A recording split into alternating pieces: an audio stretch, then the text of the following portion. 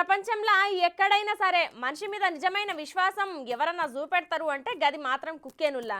ఎందుకంటే పట్టడన్నం పెడితే చాలు అది జీవితాంతం ఎంట వండుకుంటా మన పానాలు కాపాడనికే దాని పానం సుత అడ్డేస్తుంది. అవునా కాదా నుల్లా? అయితే ఇప్పుడు సుత గసంటి విశ్వాసానికి మారుపేరైన కుక్క కథ ఒకటి తెచ్చిన చూడు రూపారి.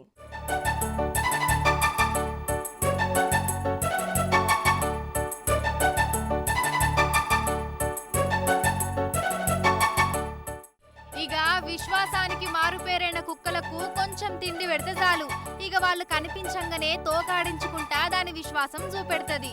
అయితే ఇప్పుడు గాముచ్చట మళ్ళొకసారి రుజువైందుల్లా చూడురి.